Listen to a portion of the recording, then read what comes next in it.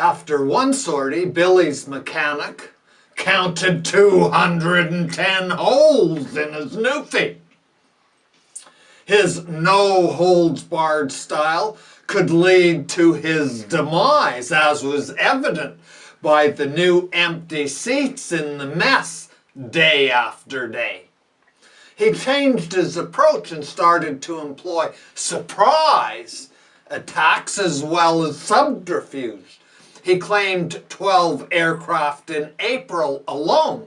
Many of his kills were not witnessed, and his credibility could be suspect. After all, he had cheated on that exam way back when.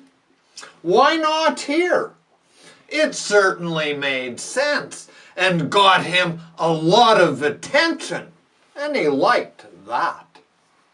His blue nose was noticed, and the Germans called him Hell's Handmaiden, and they put a bounty on his head. June 2nd, with Scott's blessing, Bish flew an early morning solo raid to attack a German aerodrome.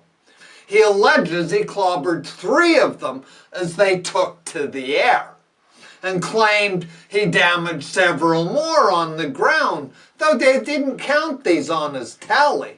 For this feat, he was awarded the Victoria Cross, unwitnessed no less. A bit suspect, I would say, but sneaky he was. Catch him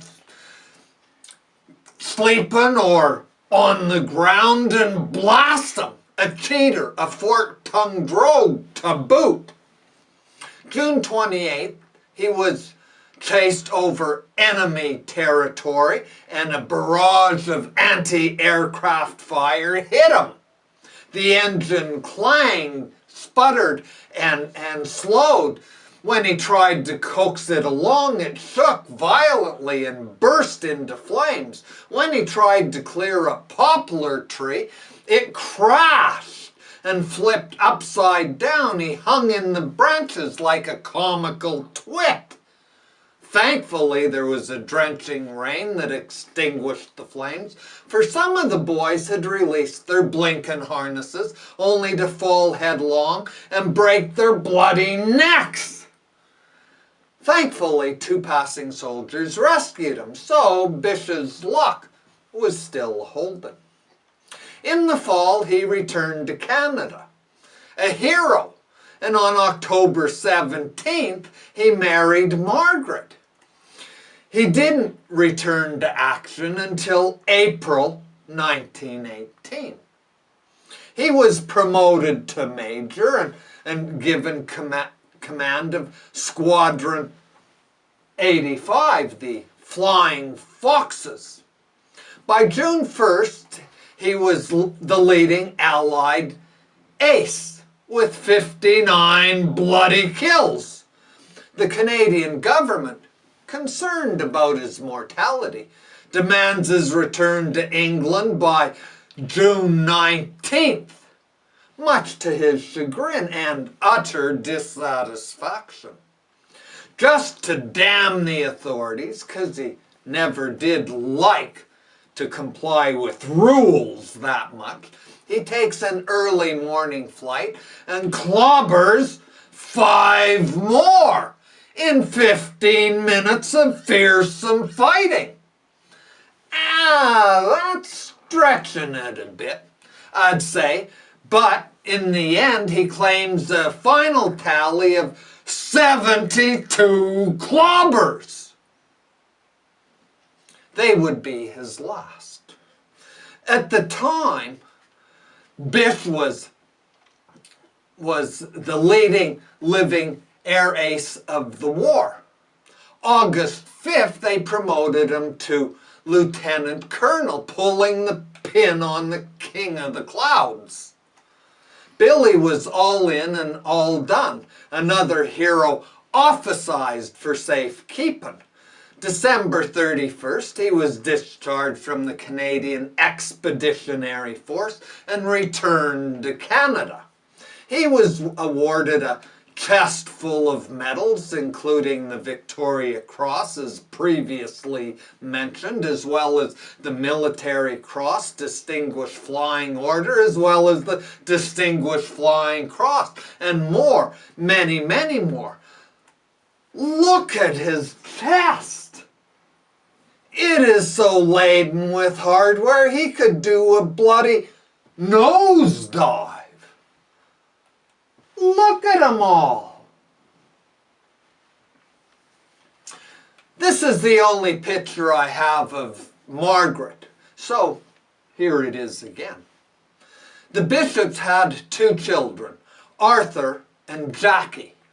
Both became aviators.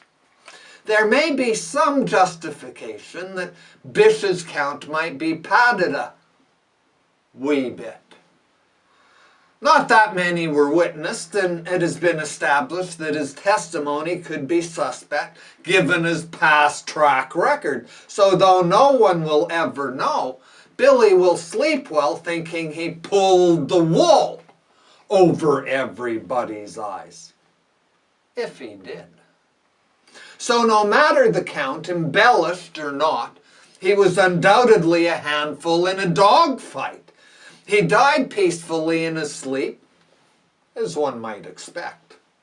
September the 11th, 1956. He was only 62, relatively young. Perhaps his conscience killed him. Who knows? May he rest in peace with the long memory he must have required given his relative overall astuteness. Nevertheless, he was shrewd enough to hoodwink his way into being the 3rd leading ace of World War I behind René Fonck, a French aviator who passed Bysshe when he was sidelined by clobbering 75, and Manfred von Richthofen, the Red Baron, who clobbered 80. A lofty perch to occupy in history if he earned it, though it may well be that he fabricated this into this in only 15 months of combat. And unlike that test, he got away with it. If that's the case, he improved his cheating technique.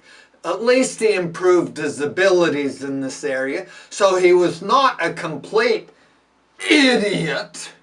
In fact, he was very clever, and history will testify to that fact.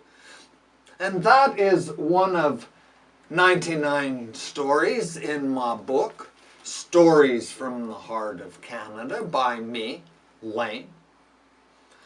And that's all, folks. Or until all the poppies die. Yo!